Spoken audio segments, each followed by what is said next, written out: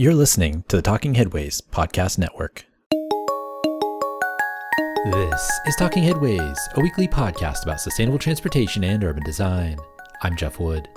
This week we're joined once again by Sam Sargent of VTA for part 2 of a conversation about transit agencies and special projects and programs. Sam chats with us about Austin's light rail plans, moving Caltrain diesels to Peru, and gives some thoughts on visionary transit leadership. Stay with us. Today's podcast is brought to you by our super wonderful, terrific, amazing Patreon supporters. We appreciate you all keeping this show and Mondays at the Overhead Wire going. To join this merry band of city wizards and transportation experts, go to patreon.com/theoverheadwire. $2 a month gets you some stickers and a handwritten note sent with a cool train station stamp. $10 a month gets you one of our transportation scarves. We've also got some bonus material up there, so check it out if you haven't already. And speaking of scarves, the heavyweight net bike scarf is back in stock. I'm also going to make a concerted effort to make some new designs, but if you want to get one of the Buster Bike scarves or the Lightweight Bike scarf now, visit theoverheadwire.com or support us on Patreon. And if you'd like to support the show in other ways, you can buy books at the bookshop site, bookshop.org/shop/theoverheadwire, or find our Cars Are Cholesterol merch at bit.ly/carsarcholesterol. For anything else, including the Town Planning and Practice audiobook, visit theoverheadwire.com and definitely sign up for the almost 20-year-old daily newsletter. Or you can just keep listening and enjoying the show. We appreciate that too. You can also find us on Blue Sky, Mastodon, Threads, Instagram, Flickr, YouTube, Substack, and LinkedIn if you want to connect, usually at the Overhead Wire, but with Flickr, it's Transit Nerds. Some great stuff coming up, so keep on listening and enjoy the show. A quick note for Patreon supporters. I've set up an ad-free podcast RSS feed at Patreon. This means if you want to listen to the show without ads or promotional episodes in your podcatcher of choice, you can do so by heading over to your Patreon account and getting the feed there. I'll post instructions in the show notes of how to do it. And if you aren't a Patreon supporter, you can do so by going to patreon.com/theoverheadwire. Even just $1 a month gets you our podcast free of outside ads. That's patreon.com/theoverheadwire. I want to go back in time a little bit, and I want to hear your perspective about the Austin election and what happened then and what's happening going forward. But mostly I want to get a takeaway from the election, because as somebody who was there in 2004 for the commuter rail election, who, moved for streetcars and some other things in the early 2000s and wrote some really long blog posts after I left that got a lot of attention and some ire.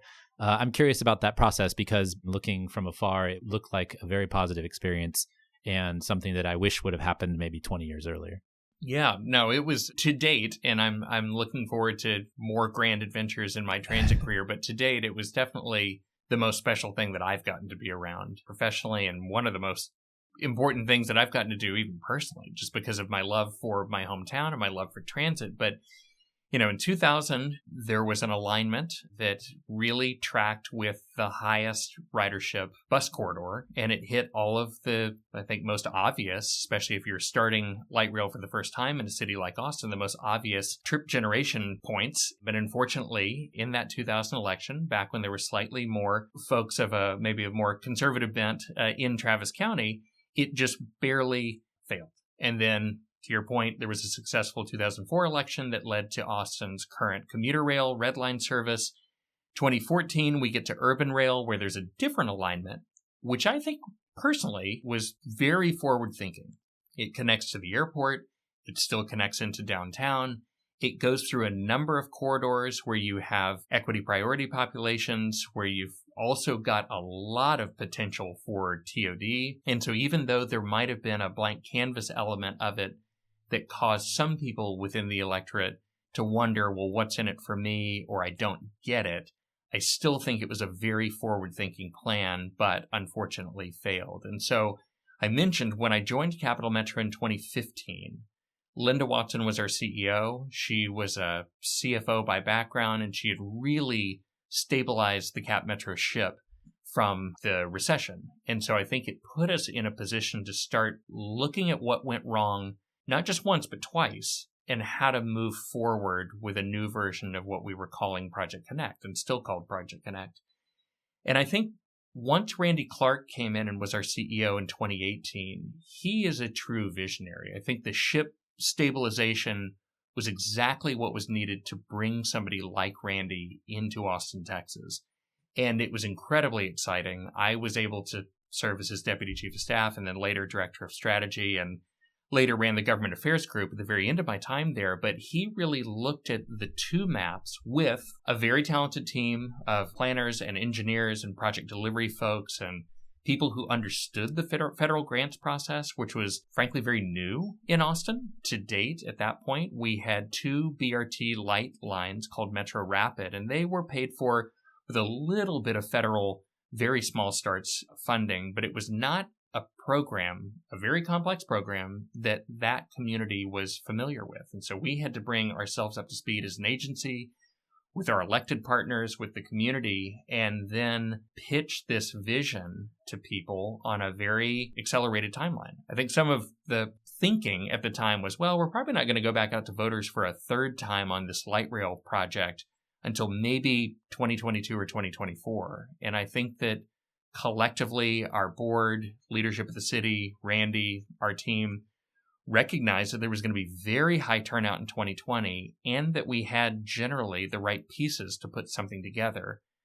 I think a couple of things really moved the needle and made for a different Austin and a different electorate in 2020, even though 2014 was only 6 years prior, and we were eventually doing all of this in the middle of the pandemic. Obviously, the planning for all of this happened before that, but Austin's growth was just so red hot that everyone finally recognized, and I feel like I can say that as someone who grew up there, finally recognized that the city was not a small college town, that it was something far bigger than that. And I think people were experiencing that both in terms of congestion. They were experiencing it in terms of cost of living. I think that policymakers were beginning to piece together that connection between higher densities and affordability, as well as higher densities and the success of transit. And our bus network redesign also proved the point of how one invests into transit and what frequency can do. And so it also made Cap Metro more relevant than it had ever been.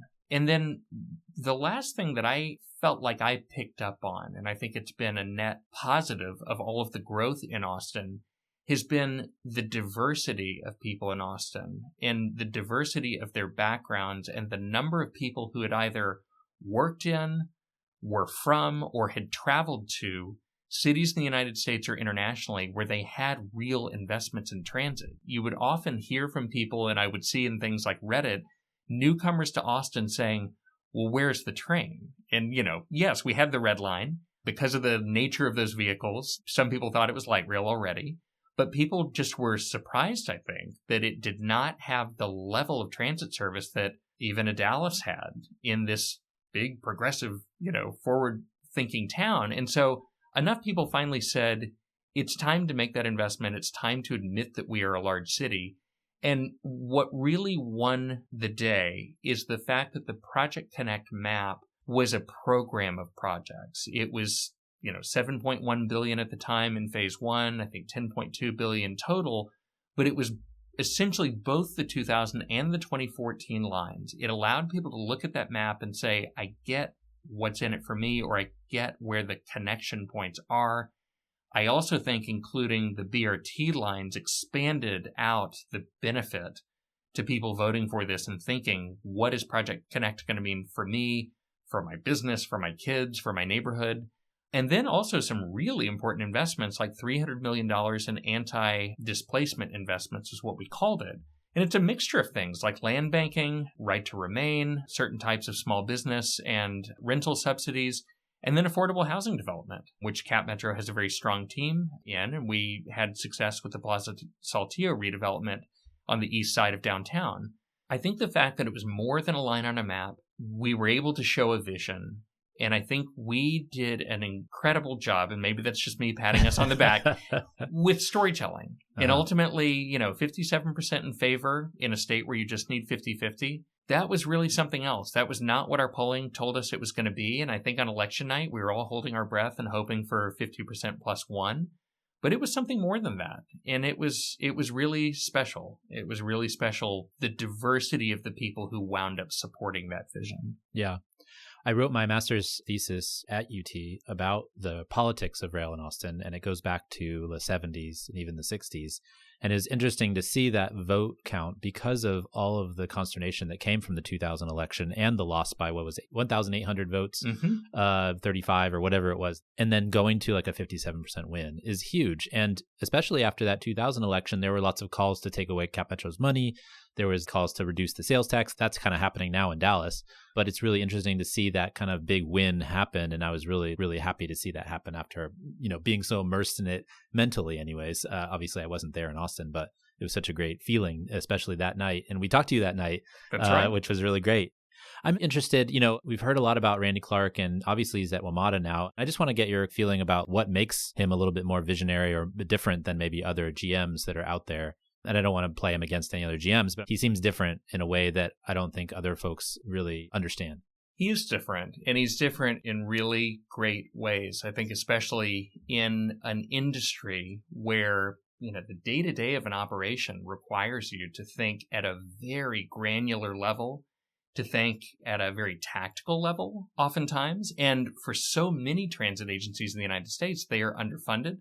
And so they are perpetually thinking 6 months out, maybe a fiscal year out, maybe 5 years out, and they just don't know what the future holds. And so I think that that's a big challenge in our industry. It's probably true of other industries and other parts of the public sector. But despite that fact, and maybe we were very fortunate in Austin that the full penny of sales tax that was funding CapMetro in a region that was growing so rapidly was a very healthy source of funds. So that was not really our primary headache. And so it was a perfect stage for somebody like Randy who thinks way ahead, both on service planning and in technology and just the role that transit should play in people's lives, and especially doing that in a Sunbelt city where transit is something that there's at least a corner of the population, and I think this is true in many corners of the United States, where there are people who will likely say, well, do we really need transit?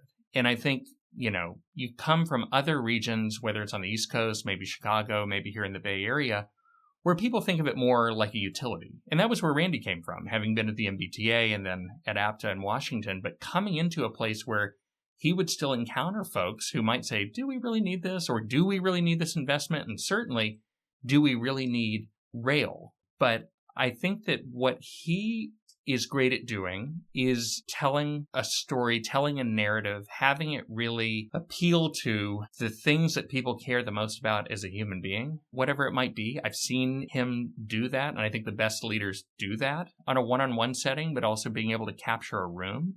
I also think he's able to read the tea leaves around growth and politics to a certain extent. He was a newcomer to Texas, he was a newcomer to Austin, and yet he has a very sharp political mind. I've joked also that he's one of the only people I've ever met who can reminisce about the future. He can look pretty far ahead and then think, remember when we thought about that? I think that just inspired people. And I think a lot of times in the government sector in particular, we've got elected officials who are really strong storytellers. They've got to go out and sell themselves and their vision and their idea every 2 to 4 to 6 years. But on the administrative side and on the sort of executive side of either could be a school district or a transit agency or a city manager, that's not usually a personality type that you see in those roles. And so it was very refreshing both internally to have somebody say, hey, let's all remember why this is special. And I think especially for someone like me who is so curious about this business and passionate about it, it really sparked something to remind ourselves, in the middle of some long procurement process or some day full of budget meetings, to go out and see somebody at a bus stop waiting for a bus. You have no idea who they are. You don't know where they're going. But you look at them and you think that might be the most important trip that they ever take. Might also be the most mundane, but I'd like to think that it's going to be really important, and I got to be a part of that. And that type of thing, I think, really inspired people. And then also just sort of the joys of, these are interesting machines, and we get to operate them in very interesting ways. I think that really sparked people's imagination. For those of you who follow WMATA, DC Metro, or Randy on social media, you can see him doing that on an even bigger stage now in Washington, where you've got a system that has always run like a utility. And so I bet a lot of people probably take it for granted. Now it's got kind of an excitement factor around it. Alicia Trost at BART, who's their chief communications officer, she does a wonderful job with that in the BART context. And VTA does a very strong job at that as well. But I think Randy's leadership, again, it's forward thinking. It's getting the most out of people. It's also a willingness to take risk that you don't often find in the public sector. And sure, being able to take risk is probably sometimes a luxury, and it's probably a result of having a little bit more certainty on the financial side and having a supportive board of directors. But a fail fast or a fail fast light type mentality is really important, because there's also a lot of small wins that we were able to do as we were pursuing this generational vision for, at the time, underground light rail and, light rail to the airport and BRT all over the place. But we were also making these really small but meaningful improvements to bus shelters, solar lighting, e-paper for real-time arrival, just these little things that go a long way, better uniforms for our operators. Just a lot of different things that I think spoke to people on a day-to-day level and made them, and hopefully made policymakers, think, CapMetra knows what they're doing. I'm going to follow. I think that's something he was able to do, and I've taken a lot of inspiration from it. There's something to be said about feeling like somebody who's leading something is in it with you, right? Yes. They're in it with you, and not just, leading something because it's their job or because they have to. It's interesting when you see folks be able to ride the bus or to train with you, and how that, gets a reaction from the public, because there's a lot of transit agencies around the country where that doesn't happen, or it's just like, they drive to work. They, you hear this a lot of like APTA conferences and stuff. A lot of the agency folks, they go to the APTA conference and then they're taking Uber around, or they're driving a car, renting a car to go there. And so I think if you have somebody who's in the trenches with you, not just with staff, but with the rider themselves, you see a whole different thing. It was the same kind of thing with just leadership generally. I mean, Bloomberg riding the subway, I think, was a big thing. And so when you have these mayors and stuff, and, Gavin Newsom is having like a little moment right now. But, one of the things that was frustrating about him in the city of San Francisco is that his chief of staff told people, you'll never catch me riding the bus or the train. And it's like, well, but as a part of the city, this is the cable cars, the light rail, the buses. This is San Francisco. Muni is San Francisco. And so if you're not going to participate in San Francisco, are you really leading San Francisco? And so I'm kidding at Gavin a little bit right now, but it's just like that, I think, is important. I think we've seen that from Randy, and I think we've seen that from other folks that have really been good leaders. And I think when you have these big elections, and I've said this before, but the leadership is really what pushes them over the edge, whether that's a mayor or a general manager or something along those lines. You saw Antonio Villaraigosa pushing, LA Metro over the line back in the 2010s, 2008 even. And so I think that leadership is really a big part of it. Yeah, I completely agree. And I think one of the analogies that was made, and it may have been Randy that made it or just during his time there, but it would be like owning a restaurant and never going back and seeing the kitchen, or being a chef and never eating your own food. It is something that is very challenging. I have found and observed exactly what you just said, which is transit agencies where staff or certainly leadership are not on the system and experiencing the things that both our frontline operators and certainly our customers are experiencing. And having a leader who thinks about that from a customer experience standpoint because they're a customer is really powerful, along with just the optics of having your operators know that somebody is not just there in the C-suite or in the ivory tower all of the time. And I feel fortunate over the course of my career, both Randy, Michelle Bouchard, who's the general manager at Caltrain, she had started in the operations side planning before that, and her knowledge of that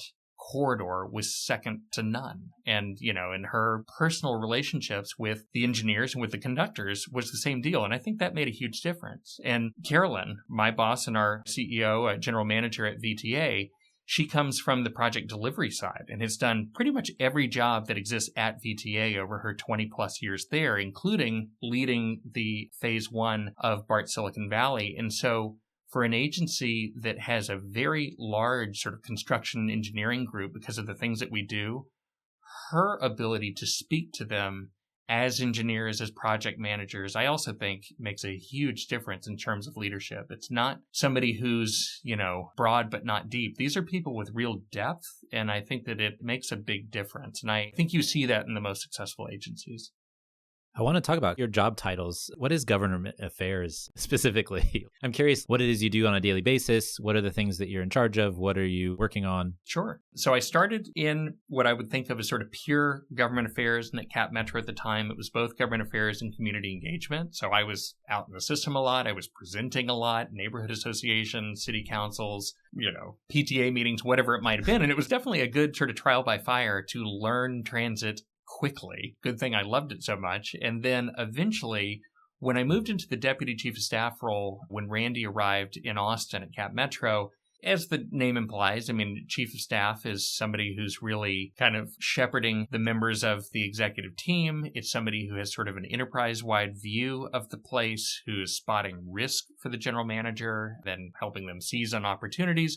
So it was nice. It was sort of like a strategic advisor to the general manager in that time. But as the ramp up to the 2020 election in Austin really started going, I started focusing more on our external affairs strategy, sort of the storytelling element of that program of projects. And then eventually, something that was very fascinating to me was working on the governance framework for what became the Austin Transit Partnership. And for those who don't know, the Austin Transit Partnership is a really unique entity in that it's a joint venture of the city of Austin, who levied the property tax for the light rail program in Austin, and Cap Metro, the transit operator, who will be one of the recipients of federal dollars. Now, Austin Transit Partnership will also be a recipient, but just creating that governance structure from scratch. There were a couple of entities around the country, California in particular, that had some similarities, but this was something very new, certainly for Texas. Then I was the director of strategy within the Austin Transit Partnership, kind of borrowed over from Capital Metro. That was really a startup manager. I wore a lot of hats. It was just, we were recruiting people from all over the place, making it a cohesive little organization. It's now much bigger and is doing a great job of delivering that program. And then I went back and ended my time at Cap Metro doing what I think of again as sort of pure government affairs, which was legislative, focusing on our federal grants at the time, sort of playing defense with the Texas legislature, and then working with our city councils, both Austin and suburban cities. And then when I went to Caltrain, that role, like my current role at VTA, but the role at Caltrain was Director of Strategy and Policy, and it was a role that had never existed before, so I'm very grateful for that opportunity. And Caltrain was also in a very unique, and I haven't mentioned this yet, in a very unique point in its life, not just wrapping up electrification, but because it had been the transit operator in the United States with the highest or second highest fare box recovery that I have ever heard of at 74-75% pre-pandemic, that all went to almost nothing when the pandemic set in one of the most telework-enabled corridors in the United States during a pandemic, unlike anything anyone had ever seen. That led to Measure RR, which was Caltrain's first ever sales tax measure, its first ever dedicated source of funding. That was both good for its bottom line, but it also led to a rethinking of the governance structure of the three counties that are member agencies, including VTA, of Caltrain, and it allowed Michelle Bouchard, the first ever standalone general manager of Caltrain, to pull together her own executive team for the first time and build out a team in the finance space and in planning and in government affairs and operations and design and construction. And so I was brought on to kind of work through the next steps on how do we work with SamTrans in San Mateo County, which was the managing agency, is the managing agency of Caltrain, work with our other funding partners at VTA and in San Francisco, and start building an independent Caltrain structure and culture. And so that was something that was really fulfilling for me. It was sort of a mix of strategic planning and call it org design. I also, I think, just because I had a background in government affairs and policy, wound up being our point person on MTC, which is our very large MPO here in the Bay Area, as well as California High-Speed Rail and some of our interactions with Union Pacific. So wound up being a bit of a utility player in that role, and then eventually was given a couple of more interesting projects, including what might be one of the most unusual projects I've ever undertaken. But I was working on our non-fare revenue strategy. So Caltrain now had this source of sales tax, but it wasn't quite enough. Ridership was recovering, but it still wasn't recovering fast enough. So how do we squeeze a bit more revenue out of what we've got and then try to grow ridership in the process? But then I also, I think, because I raised my hand in a meeting, and I would encourage people, if you are in a meeting and, if you have an opportunity to take on something that takes you out of your comfort zone and allows you to learn something, I wound up being the project manager for the sale of our diesel fleet, ultimately to Lima, Peru. And that was sort of a closeout project within the larger Caltrain electrification project that was pretty fascinating. So you can see the theme is that if a project doesn't fit neatly within one department or division, it oftentimes winds up being mine to own. And then I kind of build out a multidisciplinary team. And then at VTA, I'm also the first person to be director of strategy and transformation, working in the general manager's office. And there's a couple of discrete projects that I have that I'm really excited about. One of them is leading a new office of change management. And so what that group will do, will start small but mighty, will oversee an existing culture and climate initiative. And so the culture and climate initiative stemmed from the tragic shooting at our Guadalupe yard a little more than 4 years ago. It is in response to that tragedy and to some other tragedies that unfortunately have befallen VTA. But it's a really interesting attempt, and I think it will be successful, to try to pull together a very large 2,000 plus person organization that's a direct operator, which means that our mechanics and our road supervisors and our dispatchers are my coworkers, just like our engineers and planners and marketing folks are.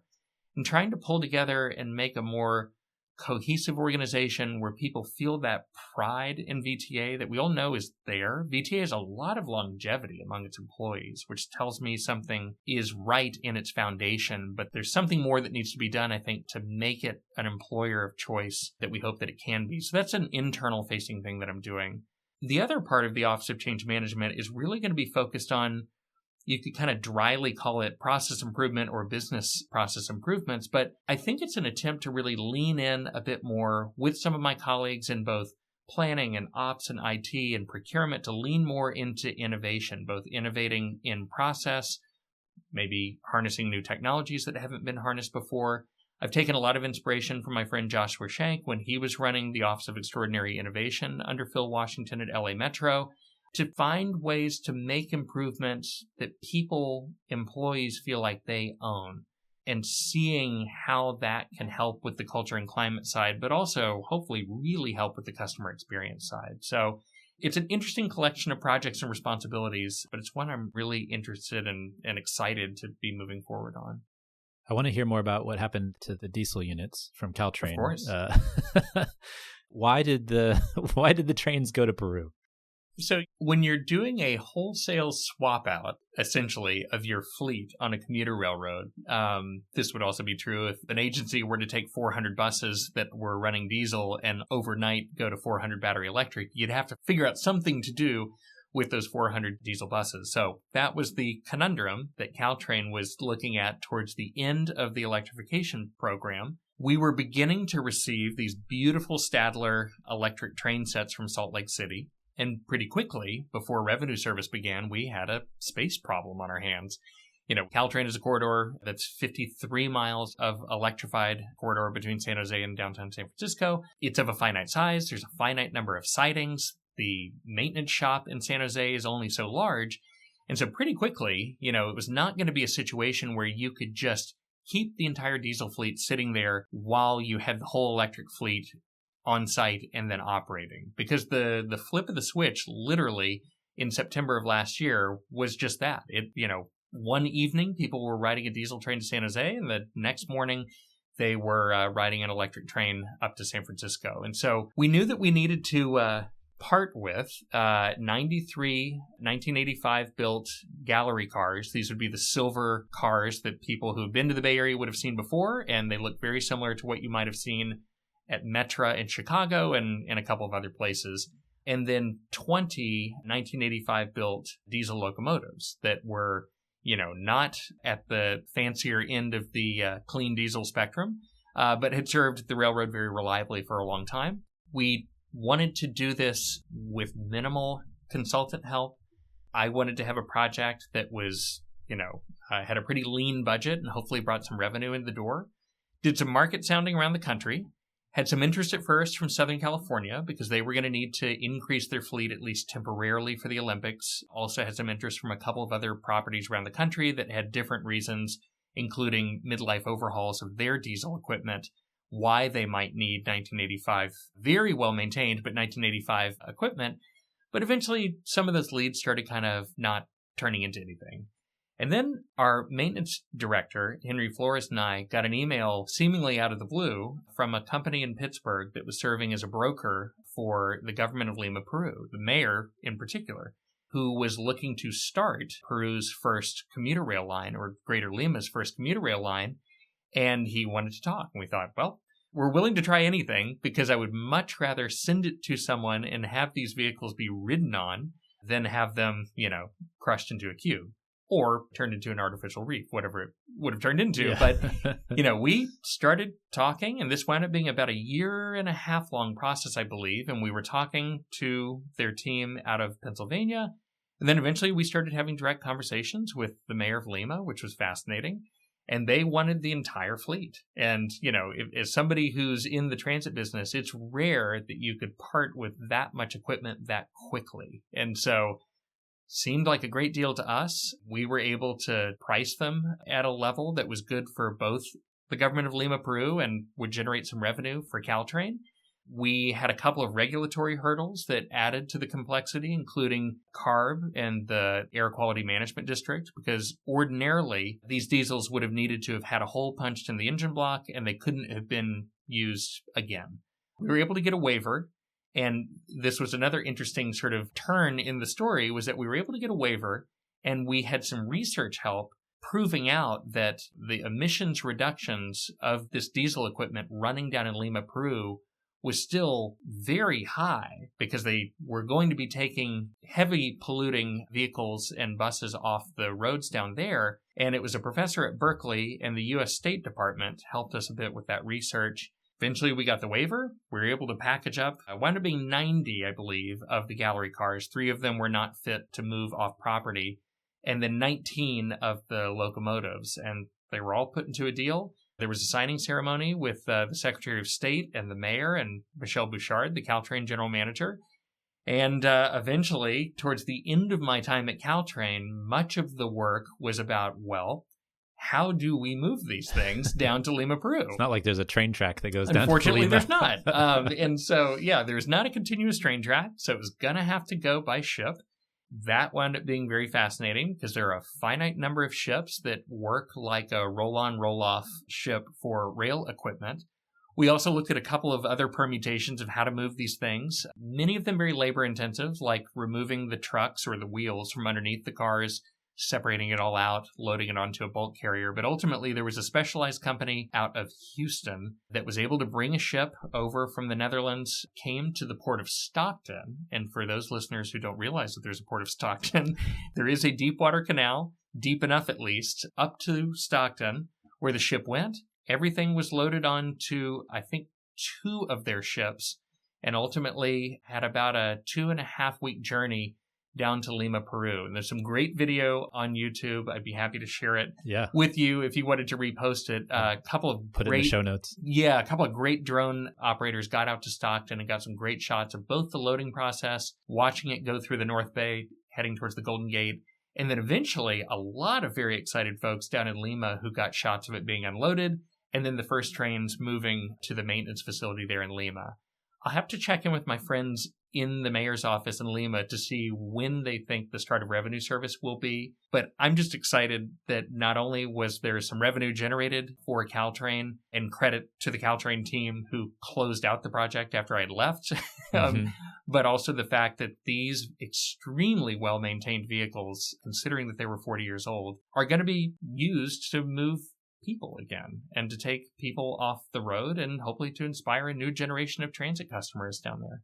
Yeah, to get a second life. I'm interested to hear how they do in high altitude, right? Lima's pretty high up. That will be interesting. Lima is pretty high up. Yeah. And the line also starts closer to sea level and heads up. And so, I'll be interested to talk to their operations folks to see what the performance is like.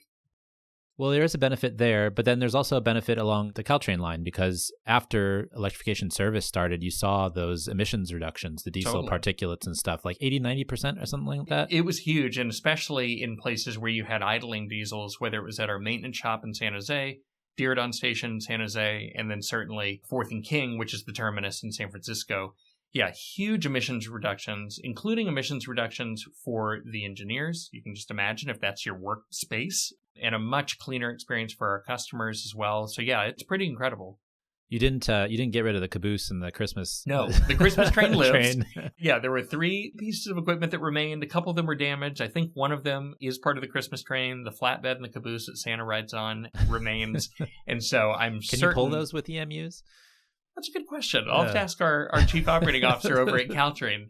But yes, the Christmas train lives, and then Caltrain runs diesel service still from San Jose down to Gilroy, which is the 25 miles or so at the southern end of Caltrain's line going down to the Santa Clara County line. That's still diesel. That's still Union Pacific territory. But there was a state grant that I think is going to be very exciting towards the end of this decade to put money into a Stadler, which is the manufacturer of our electric trains, a Stadler battery electric train, to test out that technology on that corridor to kind of shuttle people between Gilroy and Morgan Hill and Dearborn, where they would then transfer and eventually get to a completely zero-emission Caltrain operation. Do you think the state sees the benefit of the Caltrain electrification? Because it doesn't feel like it sometimes when we're talking about like hydrogen trains and all that stuff. Obviously, I'd like for the vehicles not to have to carry their own power and you get more efficiency out of it. But it seems like from the discussions we're having at the state level in terms of long-range rail plans and stuff like that, the electrification doesn't seem to have hit as hard as maybe it did for the rest of us who are watching this very closely.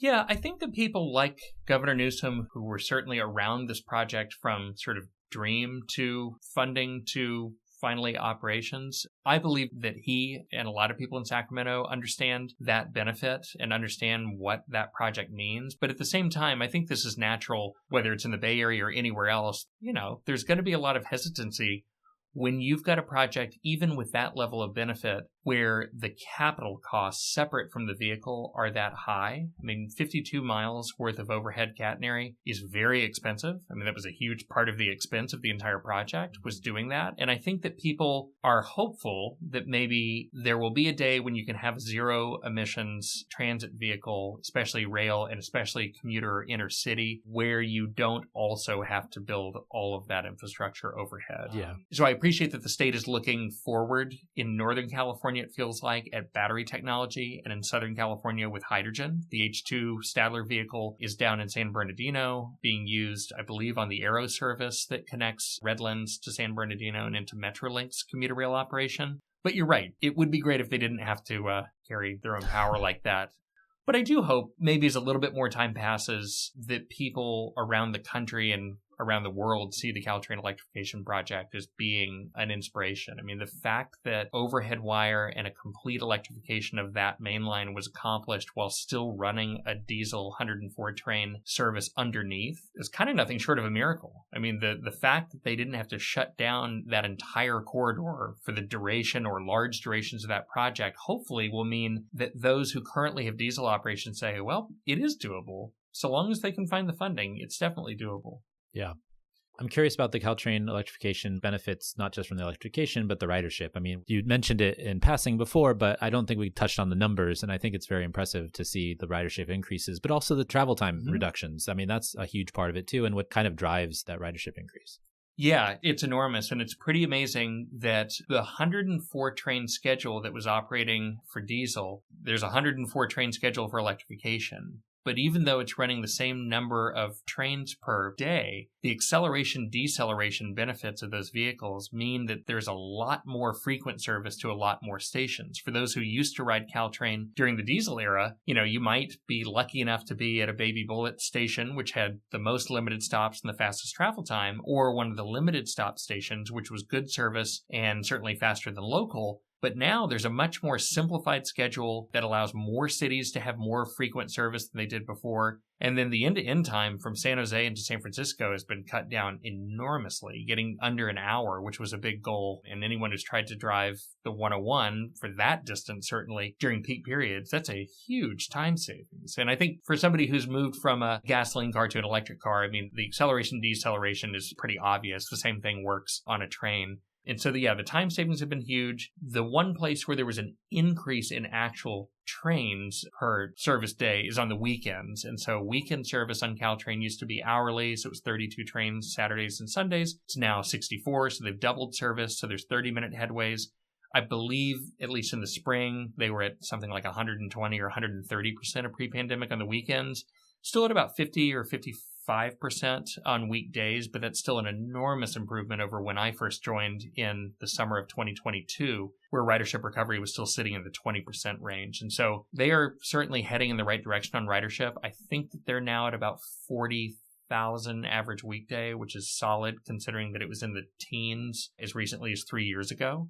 It's a better service. It's a much better customer experience on board. And a lot of people, because of the nature of the new schedule, it also is a flatter schedule. And what I mean by that is that it's not quite as geared towards the AM and PM peaks. It's a commuter railroad, so it's always going to be heavy on commuters, but there is now far, far better service in the early morning, hopefully to help with people who work at, say, Stanford Medical Center or people in the service industry or students, but also midday and late night and then on the weekend. So it's just a more versatile service than it was in the diesel era. And yeah, ridership is trending in a great direction. Like I mentioned before, VTA's ridership is solid in terms of recovery, but in large part because, like AC Transit or a lot of bus-heavy agencies, many of the people that we move every single day never started working remotely. They couldn't, or they weren't. And so to see that kind of recovery on a commuter operation is really impressive, especially in the Western United States.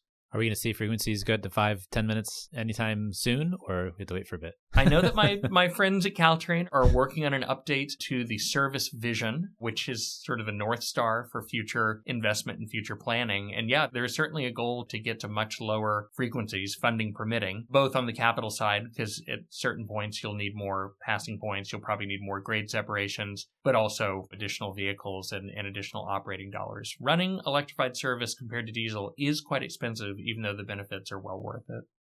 Are you a Californian now? I heard you say the 101. I'm a Californian now. That is right.